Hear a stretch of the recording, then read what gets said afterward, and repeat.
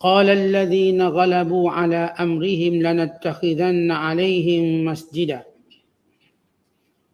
سيقولون ثلاثة رابعهم كلبهم ويقولون خمسة سادسهم كلبهم رجما بالغيب ويقولون سبعة وثامنهم كلبهم قل ربي أعلم بعدتهم ما يعلمهم إلا قليل فلا تمار فيهم إلا مراء ظاهرا ولا تستفت فيهم منهم أحدا ولا تقولن لشيء إني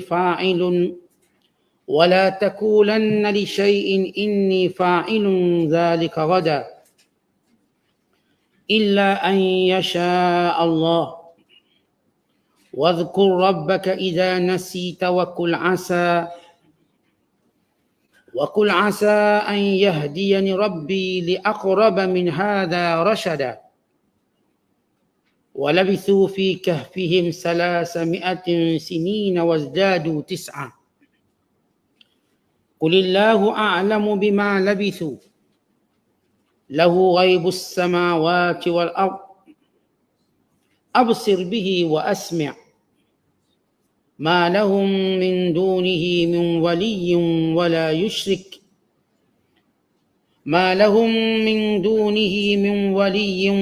يشرك في حكمه أحدا صدق الله العظيم. Dan demikianlah kami dedahkan hal mereka kepada orang ramai supaya orang-orang itu mengetahui bahawa janji Allah menghidupkan semula orang mati adalah benar dan bahawa hari kiamat itu tidak ada sebarang syak padanya. Pendedahan itu berlaku semasa orang-orang itu berbantahan sesama sendiri mengenai perkara hidupnya semula orang mati. Setelah itu maka sebahagian dari mereka berkata, dirikanlah sebuah bangunan di sisi gua mereka. Allah jualah yang mengetahui akan hal ehwal mereka.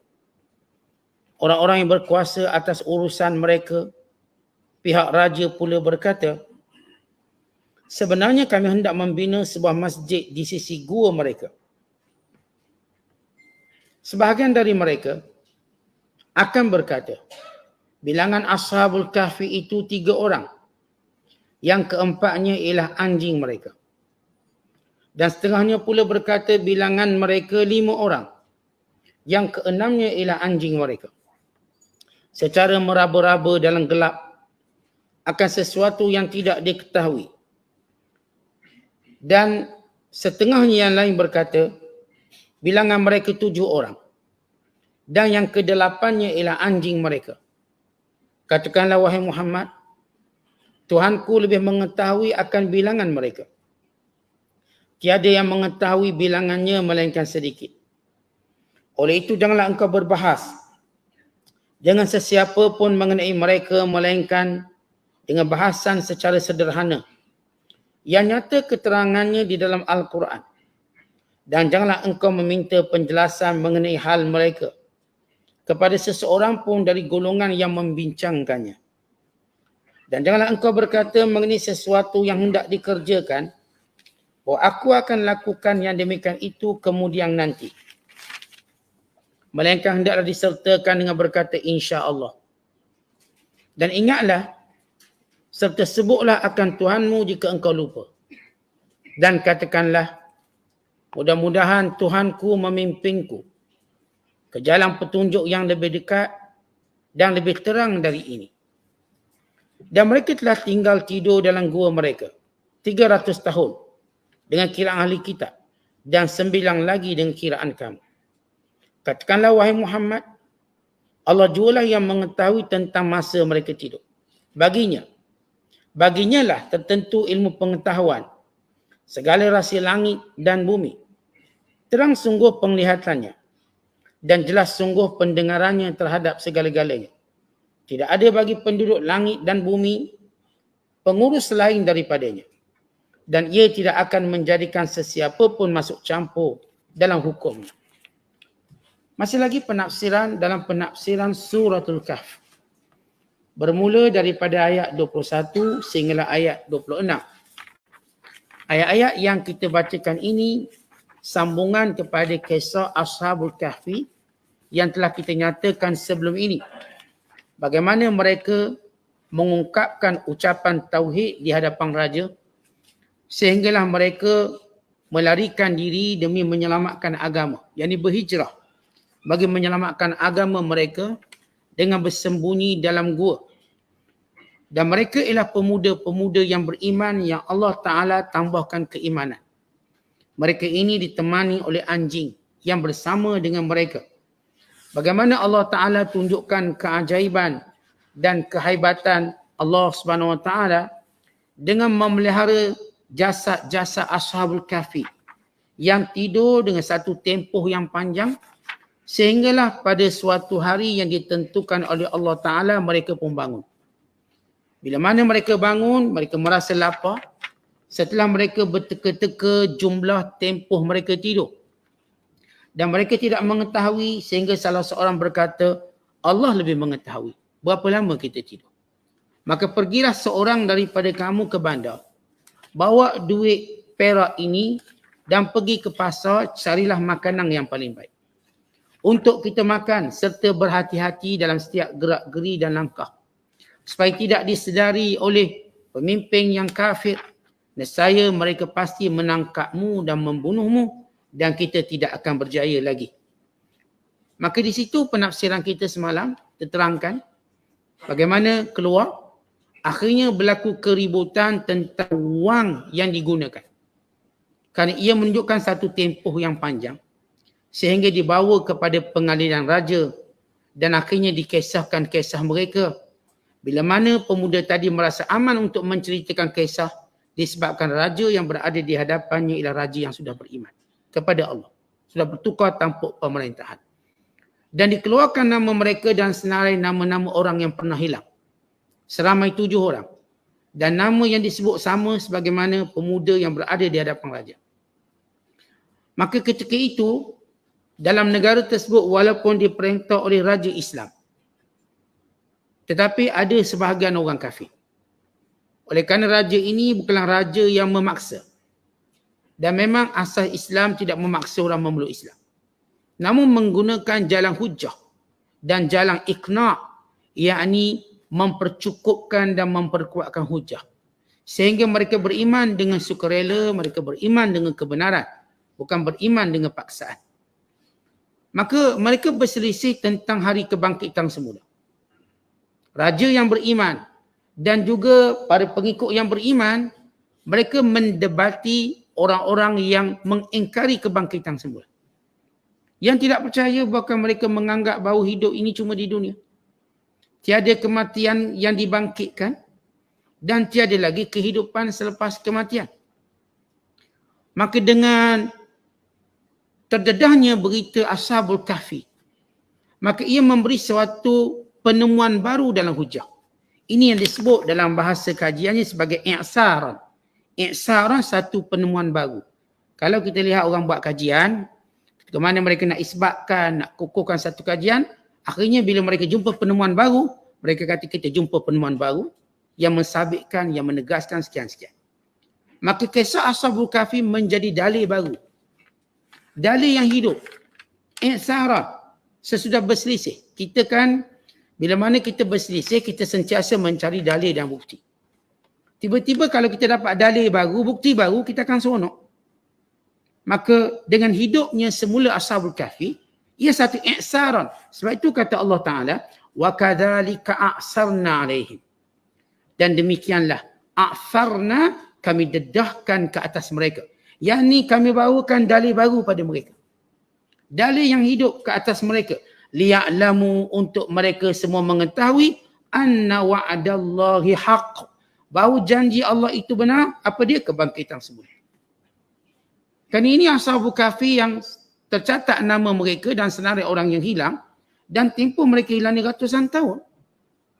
Secara logiknya, orang tak akan terfikir orang ni tidur melainkan mati.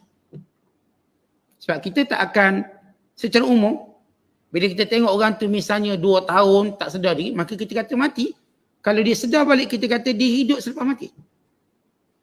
Dengan tempoh yang panjang, apatah lagi ratusan tahun. Ini satu tempoh. Walaupun Allah beritahu hakikat, mereka tidak mati, mereka ditidurkan oleh Allah.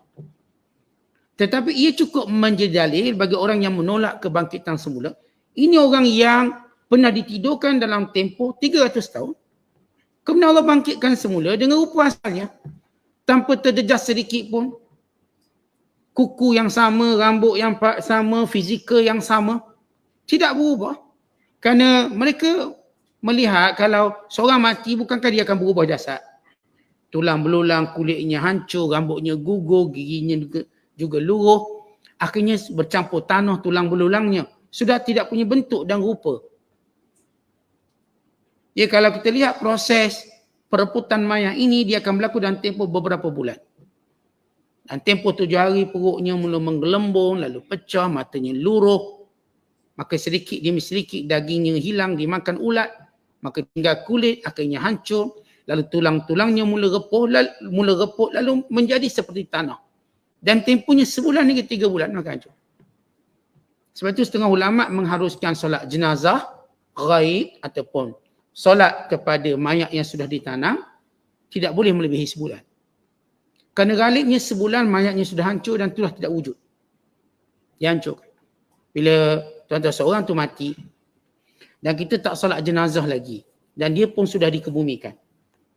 Berapa hari atau berapakah tempoh yang kita boleh sembahyang jenazah? Setengah mengatakan bila mana dia tahu. Setengah mengatakan 3 hari selepas dia tahu. Setengah mengatakan sebulan. Kerana selepas tempoh sebulan mayat dah tak ada, hancur semua lebur, hilang semua. Maka ini kan pula ratusan tahun. Lalu ia bangkit dan bangun sebagaimana rupa asal. Persis bagaimana pada Nabi bukan dalam akidah menyebut tentang manusia dibangkitkan sebagaimana mereka hidup. Sama dia bangkitkan. Dengan rupa mereka. Sebelum rupa itu diubah bila mana mereka masuk syurga atau masuk neraka. Pada permulaan kebangkitan kita dengan jasad kita. Diberikan jasad yang sama sebagaimana kita dahulu di dunia. Cuma beberapa anggota jasad lain dikembalikan seperti kulub. Maknanya kalau dulu dia bersunat, dikembalikan balik kulit yang mana disunatkan. Sebab disebut dalam hadis Nabi SAW. Dikembali dalam keadaan tidak bersunat. Atau tidak berkhitan. Atau tidak berkhatan. Kembali asal dalam keadaan telanjang. Ufatan, uratan, ghurlan. Kata Rasulullah, setiap manusia dibangkitkan dengan berkaki ayam, dengan telanjang dan dengan berkuluk. Yang ini kulit itu kembali asal. Lalu kata Aisyah, ya Rasulullah, amma yastahi an yanzura ba'duna li ba'din? Takkah kita rasa malu kerana kita akan saling pandang memandang? Dah semua bangkit telanjang, malulah. Ni tengok. Kata Nabi SAW, al-amru asyaddu min dhalik. Hari itu ketakutan sehingga orang lupa nak tengok yang perkara yang kita bayangkan kat dunia ni. Kita duk bayang kalau semua bangkit telanjang, ni peluang tengok ni. Kita. Otak kita kat arah tu. Kerana kita tak tahu bahawa kebangkitan itu ialah dalam keadaan Allah murka. Sehingga semua manusia takut. Tuan-tuan kita kalau dalam keadaan takut, mana kita nak tengok orang lain? Kita cuma bisikkan keselamatan untuk kita. Orang bila takut, mana ada nafsu dan syahwat? Seorang dalam keadaan takut, ada dia nafsu dia naik? Tak mungkin. Bila takut, hilang semua. Kelazatan syahwat itu mati. Kerana nafsu ini, antara kelemahannya bila ditakutkan. Sebab itu Allah mendidik nafsu dengan menakutkan nafsu dengan neraka, dengan azab Allah.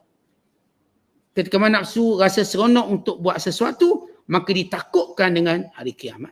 Sehingga kendor nafsu. Maka beruntunglah orang yang berjaya menakutkan nafsu ni. Sehingga tidak berani untuk melanggar perintah Allah SWT. Maka apa yang mereka selisihkan? Kata Allah, wa anna as-sa'ata la raiba fiha. Bahawa kiamat itu tiada lagi keraguan padanya. Idh yatanaza'una bainahum amrahum. Ketika mana dua kelompok berbalah dalam negara itu. Antara raja yang beriman yang memerintah dengan sebahagian rakyat yang kufur. Heboh cerita ni kerana cerita ni ajaib. Dan memang menjadi tabiat manusia, sesuatu cerita yang kita katakan ajaib akan mudah tersebar. dengan cepat tersebar. Dan semua berkumpul untuk mengetahui kebenaran. Dan mereka melihat orang yang dihidupkan kembali ini. Mereka mengenali namanya. Dan nama-nama kawan-kawannya. Kerana ia juga nama-nama yang masyhur. Yang telah diabadikan tentang kejadian peristiwa yang aneh ini. Kemudian kata Allah SWT, faqalu bnu alaihim bunyana. Ketika mana? Kerana Al-Quran cerita secara ringkas. Sebab macam kita sebut beberapa hari lepas, bukan kisah itu penting, tapi pengajarannya penting.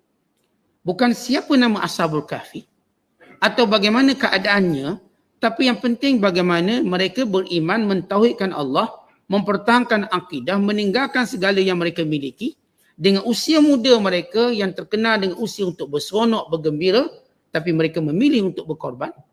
Mereka memilih untuk menjaga agama. Ini disebut dalam hadis, innallaha la yu'jab minasyab alladhi laysa lahu sabwah. Allah Ta'ala ta'ajub. Maksud ta'ajub, Allah Ta'ala memberi pahala yang besar kepada pemuda yang tidak ada keruntuhan akhlak. Kerana biasanya pemuda mesti runtuh akhlak. Kita nak cari pemuda yang tak runtuh akhlak agak sukar. Kerana apa? Kerana kecenderungannya untuk berhibur, kecenderungan untuk buat itu dan ini. Tiba-tiba ada pemuda yang boleh jaga agama, maka ini pemuda hebat. Di antara orang yang akan mendapat naungan akhirat kelak, syabun nasya'a fi ibadatillah. Pemuda yang membesar dengan mentaati Allah. Tak payah kita nak cari orang muda-muda pergi masjid, duduk masjid jadi tok bila, jauh sekali nak itu imam. Tiba-tiba ada pemuda macam tu. Kita jumpa kampung kita, muda-muda dah jadi bila dia. Dia istiqamah dengan masjid walau tak pergi dengan mak ayah dia. Pergi dia. Dengan dalam usia belasan tahun dia, awal 20-annya, maka ini pemuda yang disebut sebagai laisa lahu sabwah. Tak ada keruntuhan akhlak. Ini pemuda hebat. Dan orang ni bila dia ke arah tua dia, lagi hebat. Sebab tu nilai nak tengok hebat seseorang, dia sudah bermula pada muda dia. Kita kalau ambil cerita ulama'-ulama', dia zaman muda dia dah hebat. Nampak bagaimana istiqamah masjid, surau dia orang yang dah nampak. Maka ia menjadi petanda kehebatan waktu matang dan tua dia. Kerana Allah Ta'ala telah memayunginya dengan rahmat Allah. Maka kata Allah Ta'ala, bila pemuda Ashabul Kahfi, raja nak ikut untuk bertemu dengan baki kawan-kawannya, seramai 6 orang. Maka pemuda ni kata, saya tidak mahu dituduh sebagai dalang dan pengkhianat. Izinkan saya masuk dulu dan saya beritahu, saya cerita kat kawan-kawan saya dulu. Supaya kalau tuanku masuk tidak mengejutkan mereka. Sebab mereka masih berfikir raja yang mereka tinggalkan. Dulu raja kafir, Dakianus. Yang ternyata tempoh mereka tidur dah lama. Dan raja yang kafir dah bertukar menjadi raja Islam. Tapi orang ni tak, kita kata jenis orang duduk dalam gua, maklumat tak dapat. Maka pemuda yang diwakilkan membeli makanan berkata, boleh tak saya masuk dulu? Saya cerita dulu, kemudian boleh tuanku masuk. Akhir pemuda ni masuk dan ditidurkan kembali oleh Allah. Dia tak keluar-keluar. Maka tahulah raja yang beriman ini, Allah nak jadikan ia sebagai tanda kebesaran Allah dan jawapan pada kekhilafan mereka. Akhirnya raja mengarahkan supaya tidak diusik. Jangan dikacau. Jangan duk gerak-gerak dia. Kerana mereka ialah ayat-ayat Allah. Sebab mana-mana ayat-ayat Allah kita dimestikan untuk memeliharanya, menjaganya. Tak boleh kita nak pamer-pamer. Dijaga, ditutupnya. Kerana ia termasuk dalam makna rahsia Allah SWT. Dia umpama kata ginilah, kalau tuan-tuan kita pergi kat kubur, tiba-tiba kita nampak ada satu benda ajaib dalam kubur. Kita tak boleh dedarkan, umumkan begitu. Tutup terus. Kerana itu benda yang dianggap sebagai beradab dengan Allah.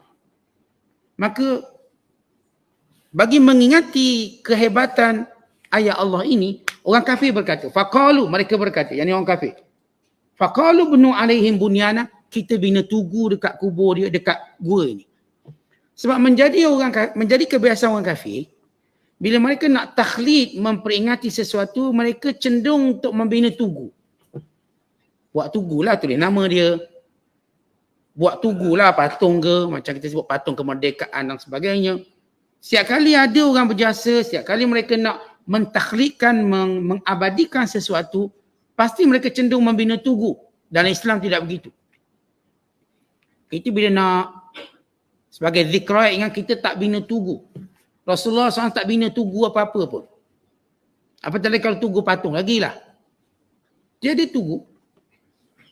Lalu kata orang beriman, Rabbuhum a'lamu bihim. Allah lebih mengetahui tentang mereka. Qala alladhina ghalabu ala amrihim. Berkata orang yang menguasai mereka di kalangan raja yang beriman dan para menterinya, lanattakhidanna alaihim masjidah. Kita akan bina masjid kat sini. Orang beriman, sekali mereka nak memperingati sesuatu, mengekalkan suatu tempat yang baik, mereka buat masjid kat situ. Sebab bila buat masjid, maka tak boleh diruntuhkan. Atas nama apa pun tak boleh diruntuhkan. Maka menjadi tempat untuk orang mengingati Allah Subhanahu Wa Taala. Maka begitu dia aja. Kata raja, kita nak bina masjid kat sini. Kerana ini tempat yang mulia, tempat yang berkat, lahir ataupun telah tidur orang yang dijaga oleh Allah Subhanahu Wa Taala. Maka kita bina masjid. Maka selesai urusan. Satu kelompok nak bina tugu. Lalu mereka masih tidak mau menerima keimanan Ashabul Kahfi dengan berkata Rabbuhum a'lamu bihim. Allah tahu agama dia apa. Tapi tak apalah, kita tinggalkan kenangan dengan bina tugu. Raja beriman kata tidak. Kita akan bina masjid. Kerana pemuda ini pemuda yang mentauhidkan Allah. Maka kita mengambil kisah pemuda ini sebagai suatu kekuatan kita dalam beragama. Untuk kita ingat Allah. Maka kita akan bina masjid di sini. Kita akan solat di sini. Tempat berkumpul ramai di sini. Kerana supaya semua orang mengingati tentang pemuda ini, pemuda yang beriman, yang menjaga agamanya. Kemudian kata Allah Ta'ala, sayaquluna salasatur rabi'uhum kalbuhum. Lalu mereka yang berbalah pula. Baik orang dulu tidak pernah berbalah jumlah mereka. Oleh kerana peristiwa ini lama berlaku, bila mana sampai kepada ahli kitab, lalu jurang-jurang perbezaan makin ketara. Tuan-tuan, kita kalau dengar satu cerita, apa pun cerita, bila cerita tu di bawah satu tempoh yang lama, akhirnya dia akan berlaku perbezaan cerita yang ketara. Dahulu waktu mana berlaku kisah Ashabul Kahfi, mereka tidak berselisih tentang lama tidur dan jumlah orangnya. Tapi bila yang mereka perselisihkan ialah tentang apakah ada hari kebangkitan atau tidak. Mereka berselisih pada perkara usul. Kemudian bila cerita ni dah lama, dengan mururiz zaman, dengan peredaran masa, ia pasti berubah. Tak terpelihara, melainkan bila dijaga dengan wahyu dan kitab Allah. Cerita-cerita, kalau kita tengok cerita asal-usul negeri kita, sudahlah. Yang dah 30-40 tahun. Yang ni orang tua ni versinya begini, yang ni versinya begini. Dah berubah dah. Apa antara cerita yang ribuan tahun? Lalu mereka mula berselisih pada perkara-perkara tidak penting. Iaitu berapa mereka. Lalu kata Allah, berkata ahli kitab yang selepas mereka. Sayaqulun, mereka berkata, yakni orang-orang kafir, kalangan ahli kitab. Salasatur rabi'uhum kalbuhum. Ashabul Kahfi ni cuma 3 orang. Dan yang keempat anjingnya. Lalu kata Allah lagi, wa yaqulun, dan sebahagian mereka pula berkata, khamsatun, 5. Sadisuhum kalbuhum, yang ke-6 anjing. Seorang kata 3, yang ke-4 anjing.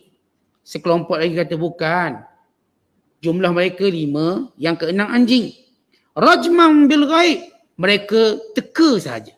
Perkataan rajman bil ghaib, ini pakat tembok aja. Meraba-raba dalam kegelapan. Pakat teka takhminan. Kata orang Arab takhminan. Walaysa bitakid. Wa innama huwa takhmin. Ini cuma teka-teki. Dia buat teka dia je, takhmin.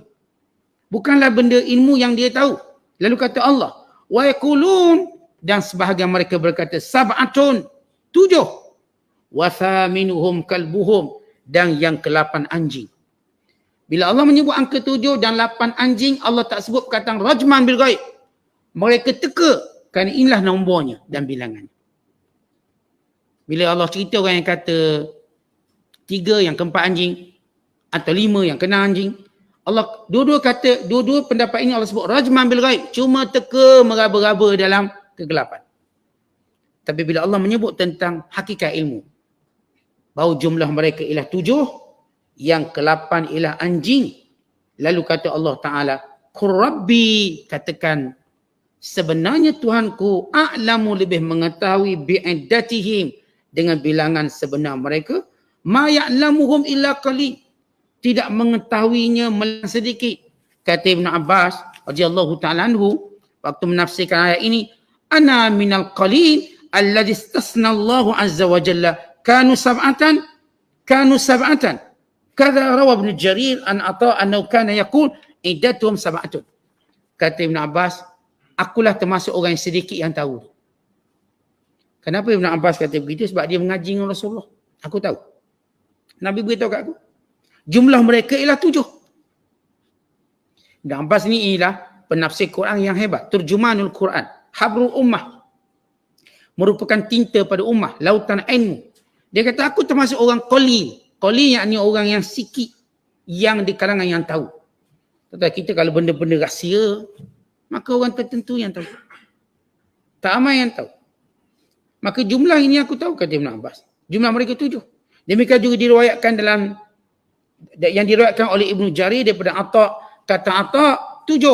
Sebab Atha belajar dengan Abdullah bin Abbas. Mereka ialah 7. Baik, kenapa Allah biarkan tentang teka-teki bilangan ini? Sebab, kata ulama, wal muhim fil laisa ma'rifatal adad. Wa innama muhim al-i'tibaru bil qissah wa intifa' bima dallat alaihi min isbati qudratillahi ta'ala ala al-ba'thi wal i'adah. Allah Ta'ala nak tunjuk, tak penting pun kita nak tahu bilangan dia berapa. Tapi yang penting ialah mengambil iktibar daripada kisah, mengambil manfaat daripada petunjuk daripada kisah ini bagi menerangkan tentang kekuasaan Allah yang mutlak. Allah berkuasa menghidupkan manusia. Nak cerita bilangan ke, nak cerita nama anjing ke, itu bukan satu benda yang penting. Sebab tu saya kata Allah tak sebut secara detail perkara-perkara tersebut. Kemudian kata Allah, fala tumari fihim illa mira'an zahira. Wahai Muhammad, bab-bab ni tak payah kamu nak bergaduh dengan mereka, cukup kamu terangkan apa yang Quran ceritakan. Tak payah kita nak bergaduh, gua kat mana? Ini kata kat Turki, ini kata dekat Iraq, ini dekat kata kat Palestin, ini kata dekat Jordan, ini kata kat sini, kat situ. Tuan-tuan, kata Allah Ta'ala pada Nabi SAW, fala tumari, jangan gaduh. Jangan berdebat, jangan berbalah dengan mereka, wahai Muhammad. Illa mira'an zahira, cukup dengan apa yang Allah beritahu tu. Allah beritahu gua mana, tak sukalah.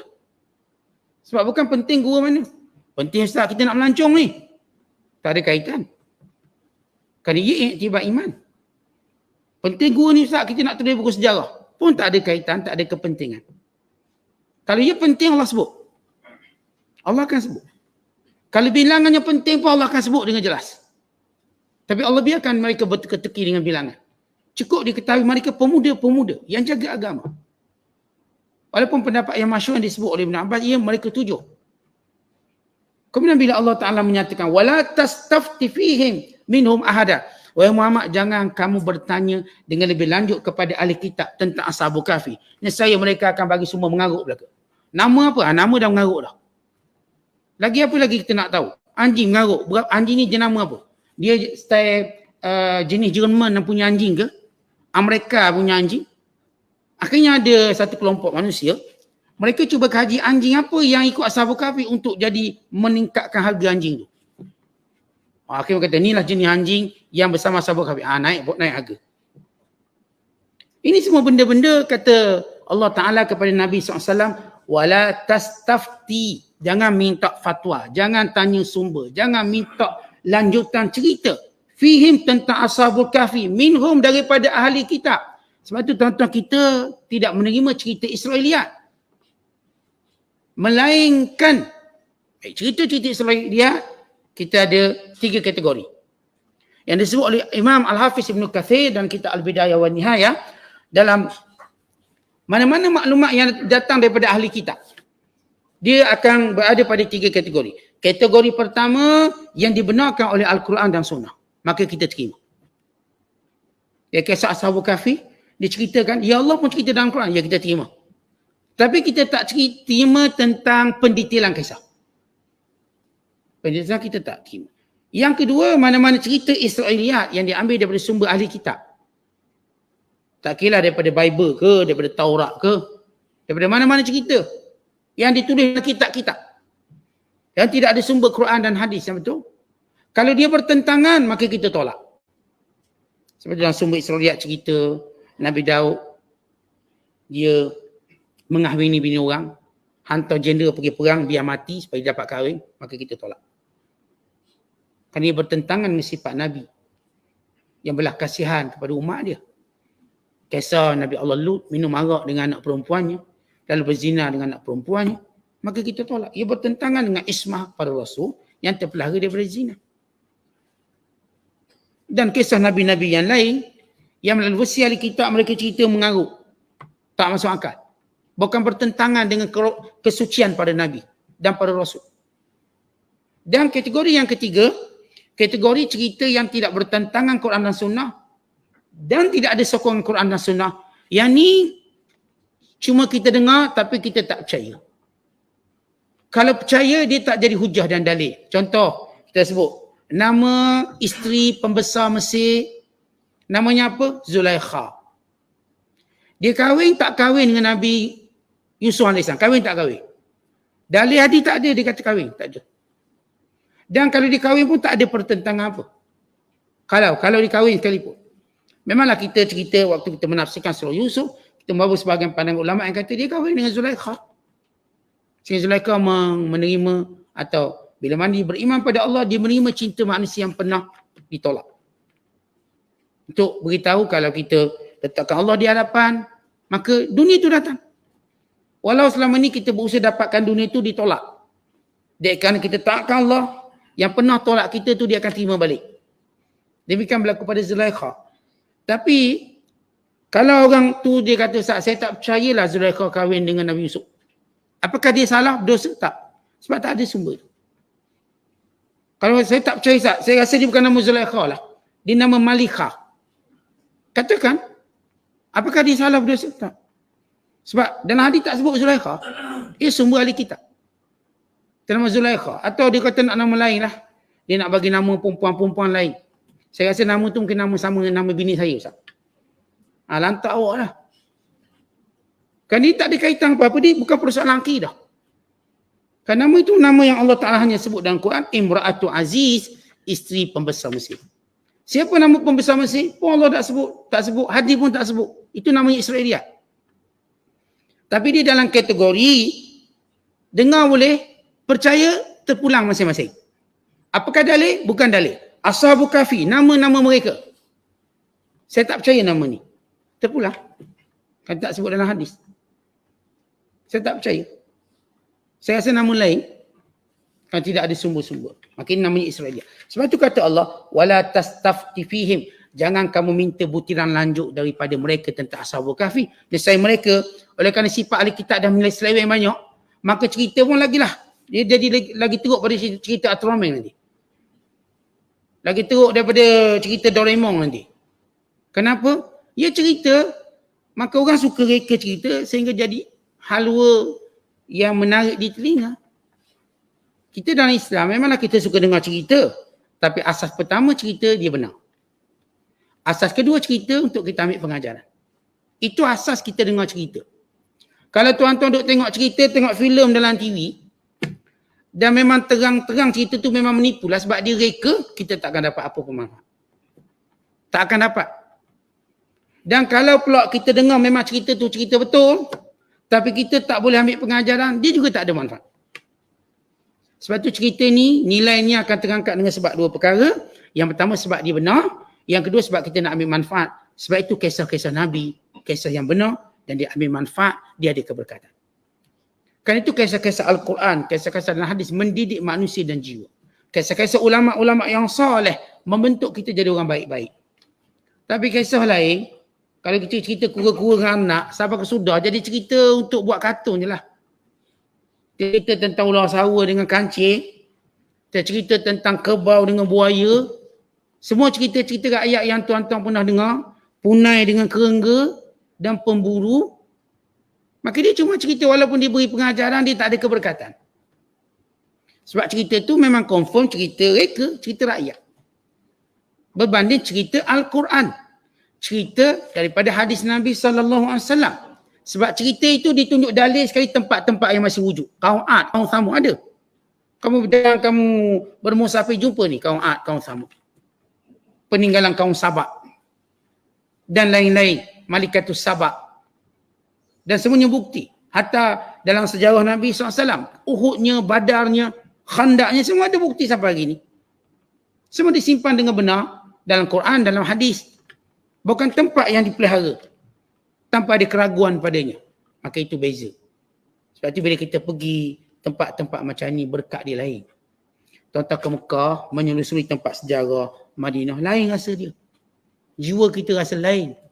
Kita pergi tempat yang orang reka-reka tak betul, tak salah. Ni tempat dinosaur keluar saat nama T-Rex. Kita pun tak rasa apa. Pergi tempat yang orang kata begini, kita tak ada apa-apa, kita rasa kekuatan. Tuan-tuan pergi rumah Masuri. Tuan-tuan pernah pergi rumah Masuri? Saya pergi rumah Masuri, saya masuk, tak beri salam masuk. Masuri tak ada. Pergi rumah Masuri. Tengok. Kita pun tak tahu kita dapat apa. Sebab cerita itu mungkin betul, mungkin salah. Sebab cerita itu memang tidak ada nas, cuma daripada mulut ke mulut. Oh, ni Masuri. Ini cerita sekian. Ni Masuri dah kena sumpah. Padang Jarak, Padang Tekukuk. Sekarang Padang Arak, Padang Pelacur. Orang kata lah, bukan saya kata, orang kata. Cerita. Mungkin. Sebab sumpah baru pula. Maka benda-benda seumpama ini bukan menjadi suatu keberkatan dalam membina hidup. Habis tak boleh dengar ke cerita? Boleh dengarlah cerita. Sebab kadang-kadang memang kita nak buang masa. Dah terlebih masa. Kadang-kadang memang hidup kita nak buang masa. Dengarlah. Dengar je lah ustaz. Macam seronok juga. Tapi saya tak percaya. Kita dengar sang kelembar lah. Dengar. Tapi tak percaya. Kita pun tumpang sekaki dengan anak kita tengok Ultraman. Tapi kita pun tak percaya. Tengok je lah. Anak kita syarah ni Ultraman bapak, Ultraman mak. Ini pak saudara dia. Ini anak saudara dia. Sepupu dia. Apa nama jin lah, jin kita pun tak reti lah. Dia syarah sampai 7 keturunan. Saja masa lebih sangat agri buang. Artinya benda-benda macam itu tak boleh mendidik kita. Tak boleh beri apa-apa. Kemudian kata Allah, wala taqulanna li syai'in inni fa'ilun dzalika ghada. Jangan kamu berkata sesuatu bahawa aku akan lakukannya esok. Ini satu benda menarik tentang kalimah insya-Allah. Illa an yasha Allah, melainkan dengan izin Allah. Wadhkur rabbaka idza nasit, bila kamu lupa sebut selepas itu. Wa qul asa, dan katakan semoga an yahdiyani rabbi, Allah terus memberi petunjuk kepadaku li aqraba min hadza rasyada, untuk aku lebih hampir kepada kebenaran. Kisah ayat ini bila datang ahli kitab kata, wahai Muhammad, ceritakan pada kami tentang Ashabul Kahfi, tentang Zulkarnain. Kata Nabi SAW, sa'ukhbirukum gadan. Esok aku jawab. Nabi SAW terlupa sebut insya-Allah. Secara adab kita bercakap dengan Allah, adab kita berjanji dengan sesuatu yang kita tak tahu boleh berlaku atau tidak, maka kita disunatkan menyebut insya-Allah. Ya, sepakat ulama menyebut insya-Allah tak wajib. Saat sebut insya-Allah ni wajib ke? Tak, sunat. Bukan ia adab bersama Allah kerana kita tak tahu apa yang berlaku. Tapi menyebut insya-Allah bukan pada peristiwa yang sudah berlaku. Awak dah makan nasi? Dah makan petang tadi insya-Allah. Benda pula insya-Allah. Dah melantak dah insya-Allah benda. Kalau kita kata, saya petang sikit lah saya makan insya-Allah. Betul-betul lah tu. Kita bukan sebut insya-Allah ni lain lepas. Sebab tu ada seorang yang terkenal, jenis orang tak cerdik lah sikit. Nama Johar. Dia nak pergi ke pasar, dia nak beli kalda, dia bawa duit. Orang tanya, aina tadhhab? Dia kata, adhhab ila suq li ashtari himaran. Saya nak ke pasar nak beli kaldai. Lalu kata orang ni, ya Johar, kul insya-Allah, katakan insya-Allah. Sebut insya-Allah. Dia kata, aqul insya-Allah wad darahim bi yadi wal himar mawjudun fi suq.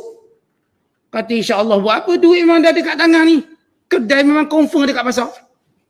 Dia nak sebut insya-Allah. Sampai tengah jalan duit dia kena curi. Bila duit dia kena curi, dia tak boleh belilah kedai. Dia pun balik. Macam mana kedai? Macam mana Johar? Duit aku hilang insya-Allah. Baru dia sebut. Dia takut dia pula kena curi pasal. Orang dah pesan sebut insya-Allah. Insya-Allah ni dia jaga harta kita Dia jaga janji kita, dia beri keberkatan. Dan ia sebenarnya adab ma'allah. Walaupun para ulama berkata menyebut insya-Allah tidak wajib. Tapi dia adab ma'allah. Tetapi ucapan insya-Allah untuk perkara yang akan datang. Fi amri mustaqbal walaysa fil amri al-madhi, bukan yang dah berlaku. Kalau orang tanya kita, awak dah kahwin ke? Dah kahwin insya-Allah. 5 tahun dah kahwin. Apa pula sebut dah kahwin insya-Allah? Awak kan dah kahwin, dah cukup. Kita kalau benda akan datang, belum kita buat, kita sebut insya-Allah. Kalau kata lepas ni nak ke mana lepas ni? Lepas ni nak balik rumah insya-Allah. Betul. Kalau kita kata ni anak ni nanti nak hantar sekolah mana? Saya rasa nak hantar sekolah dekat Kelantan insya-Allah. Insya-Allah, maka kita sebut insya-Allah. Kerana ia akan menunjukkan adab kita dengan Allah, kelemahan diri kita, pergantungan kita pada Allah. Maka Nabi SAW, walaupun Ustaz Abi kalau ini benda sunat, kenapa Allah Ta'ala tegur Rasulullah? Nabi ni manusia sempurna. Rasulullah kalau ditegur perkara, dia meninggalkan perkara sunat juga ditegur oleh Allah. Kan Rasulullah manusia sempurna. Bila Allah Ta'ala tegur Rasulullah, Allah kata, wahai Muhammad, la takulan, jangan cakap, li syai'in akan sesuatu yang akan datang, ini sesungguhnya aku fa'ilun zalika ghadan, pasti buat esok, jangan. Illa an yasha Allah, melainkan dengan izin Allah. Tapi kalau kamu lupa sebut insya-Allah waktu bercakap, sebut selepas tu. Walaupun dah lepas bulan. Ni anak ni lepas periksa nak hantar mana, ataupun ni lepas SPM anak nak ke mana. Kita sebut anak saya ke UIA. Misalnya, IAUM. Nama tu ingat, baru mengaji surah Kahfi, kena sebut insya-Allah. Lepas bulan jumpa balik, ni mak nak beritahu balik anak saya ke UIA insya-Allah. Boleh. Walaupun selepas tahu. Kerana Allah Ta'ala sebut di sini, wadhkur rabbaka iza nasit. Sebut nama Allah bila mana kamu lupa. Bila mana kamu ingat balik, sebut nama Allah. Kalau saya tadi lupa berinsya-Allah. Orang tanya, Ustaz, lepas nak ke mana? Saya kata nak pergi kedai makan. Anak saya nak makan burger. Itu saya ingat tak sebut insya-Allah. Maka saya akan kata lepas balik, insya-Allah. Habis tak kena sebut ke orang yang kita bercakap atau boleh kita sebut seorang. Even kita sebut seorang pun boleh, insya-Allah. Dan saya dah lupa sebut tadi, saya mau sebut insya-Allah. Lalu orang kata, Ustaz boleh tak? Kalau kita memang confirm tak nak buat, lalu kita sebut insya-Allah. Orang kata, datang rumah, insya-Allah tak datang kot. Tak datang. Kita, kata bila orang ajak kita, kita pun tak tahu nak pergi ke tak nak pergi. Kita ragu-ragu. Walaupun berat tak nak pergi. Tapi kita kata, insya-Allah. Kalau kita kata tak nak pergi kot, atau tak pergi, memang kita ada masa. Kalau kata ni datang jamuan, insya-Allah saya datang. Walaupun saya kuat tak nak pergi, saya tetap sebut insya-Allah, takut sakut saya ada ruang untuk pergi. Ya, kita kadang-kadang cakap orang, nak beritahu kalau orang kata jemput datang, tak pergi. Orang push, terus jawab tak pergi, sebutlah insya-Allah. Mana tahu ada peluang pergi. Sebab waktu kita kata rasa macam tak nak pergi sebab kita fikir ada benda tu, benda ni. Kita pun tak confident. Apakah benda masalah ni menghalang kita atau tidak. Tapi kita memang confirm tak nak pergi, memang confirm. Maka kita tak sebutlah insya-Allah. Kalau saya, memang zahirnya saya rasa tak boleh pergi. Sebab saya ada jemputan ceramah hari ni, orang kata, boleh tak saya datang jumpa ustaz, misalnya. Saya kata, boleh insya-Allah. Tapi saya tak pasti. Boleh insya-Allah. Saya takut nanti kan di cancel ceramah saya. Maka saya ada masa. Tetapi yang tak bolehnya ialah pertama pada perkara yang dah lepas. Yang kedua pada perkara memang kita confirm tak boleh. Maka kita tak sebut insya-Allah. Maka kita kata tidak. Apakah boleh menyebut insya-Allah kalau seorang suami menceraikan isteri? Saya ceraikan awak talak satu insya-Allah. Maka cerainya tidak jatuh. Bila dia sebut insya-Allah dia tak jatuh. Sebab Allah tak suka dia cerai. Sebab dia kata insya-Allah dengan maksud dengan izin Allah. Allah tak izin. Sejak bila pula Allah izin cerai? Allah tak izin. Kalau dia sebut insya-Allah dia tak jatuh talak. Kerana ia bersifat tabarruk, mengambil berkat. Ini sebahagian pandangan ulama. Sebab tu kalau talak disebut terus tanpa sebut insya-Allah. Sebab kita tak akan mengambil berkat insya-Allah pada benda yang tidak disuruh oleh Allah. Nak gimana? Mencuri insya-Allah. Ni awak nak gimana? Saya rasa nak mengumpat sikit insya-Allah. Dia belum pasti, dia rasa macam nak mengumpat. Tak, pada perkara maksiat tak boleh ambil berkat dengan insya-Allah. Kemudian kata Allah, walabisu fi kahfihim, dan mereka kembali balik cerita. Dan mereka ashabul kahfi tidur dalam gua mereka. Salasami'atin sinin, 300 tahun. wazdadu tis'ah, dan tambah 9 tahun. Kenapa takbir ayat Quran begitu? Dalam pimpinan Rahman disebut pada pandangan ahli kitab 300 tahun, pada sisi kamu 309 tahun. Ia penafsiran yang ia benar tapi agak keliru. Yang benar ialah bila Allah Ta'ala sebut 300 tahun, yakni 300 tahun dengan tahun Masihi atau tahun Syamsiah, dan tambahan 3 tahun pada tahun Hijrah. 309 tahun Hijrah. Sebab tuan-tuan sekalian, 100 tahun Masihi bersamaan dengan kita katakan 103 Hijrah. Setiap 100 tahun Masihi, dia tambah dengan 3 tahun Hijrah. Dia hijrahkan setahun 360 hari je. Atau mungkin kurang, 358 dan sebagainya. Sebab bulan Islam 29 dan 30. Manakala tahun Syamsiah atau kita sebut tahun Masihi, dia 30 ada, 31 ada, 29, kadang 28. Kan 28 pada satu bulan. Untuk bulan Februari sebagai contoh. Kadang-kadang bulan Februari itu 29. 4 tahun sekali, tahun lompat kita panggil. Dan setengah bulan tu 30. Ada yang 31. Dalam bulan Islam tak ada 31. 29, 30 je, konsisten. Maka kalau dikira 100 tahun Masihi bersamaan dengan 103 Hijrah. Maka di sini bila Allah menyebut 300 tahun dengan tahun Masihi dan tambahan 9 tahun dengan tahun Hijrah, maka 309 tahun. So ada kata 300, ada 309. Ya Masihi ataupun dengan Hijrah. Tuan-tuan umur berapa sekarang? Oh Ustaz, saya tahun Masihi, saya umur 50. Maka tahun Hijrah saya berapa? Mungkin 51. Satu masuk 52. Kita akan lebih. Artinya untuk 100 tahun akan lebih 3 tahun.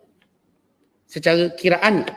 Qulillahu a'lamu bima labithu. Katakan Allah lebih tahu tentang jumlah tempoh mereka tidur. Lahu ghaibus samawati wal ard. Bagi Allah itu perkara yang gaib, yang diketahui langit dan bumi. Absir bihi. Tuhan Maha melihat dan Tuhan Maha mendengar. Ma lahum min dunihi. Dan mereka tidak ada selain Allah. Min waliyin, penolong-penolong. Wala yushriku fi hukmihi ahada. Tiada boleh disekutukan dengan Allah akan sesuatu pun. Maka Allah Ta'ala cerita tentang Ashabul Kahfi. Kalau kita perhatikan dalam kisah Ashabul Kahfi ini, ia cukup memberi kita katakan pengajaran yang jelas tentang apa yang Allah Ta'ala kehendaki untuk kita faham, untuk kita ambil pengajaran. Tak perlu Allah Ta'ala detailkan setiap peristiwa-peristiwa tersebut. Kerana yang penting mafhum, pengajaran, iktibar sampai.